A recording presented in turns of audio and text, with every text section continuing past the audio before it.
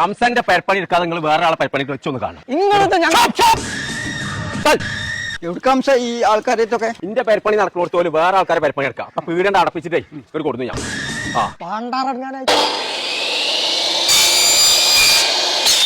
നമ്മളെ ഉസ്മാൻ ഖാന്റെ വീട്ടിൽ കുറച്ചും കൂടി പണി ബാക്കിയുണ്ട്. അത് തീർത്തിട്ട് വന്നു നമുക്ക്. അംസന്റെ പെരപ്പണി തീർക്കണേ മുന്നേ ഇവിടുന്ന് പോയിട്ടുണ്ടെങ്കിൽ ആ മിസീൻ മട്ടിക്കണം എന്റെ കാജും കാലും ഞാൻ മുഹൂർത്തുകാണ് വേറെ ഉണ്ട്.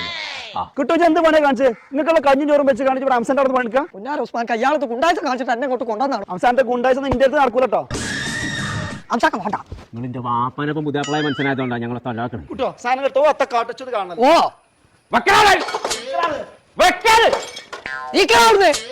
നീച്ചതോ പണിക്കാരെ കൊണ്ടുപോയി ഇവിടെ നിന്ന് വന്നാ ബോംബെയിൽ ഒരു ഒറ്റ മണിക്കൂർ കൊണ്ട് ചേരി ഒഴിവാക്കിയല്ലേ ഈ 4 ഫാബ്രിക്കേഷന്റെ പണിക്കാർ. എത്താണ് ഉസ്മാൻ ഖാനെ കൊന്നു.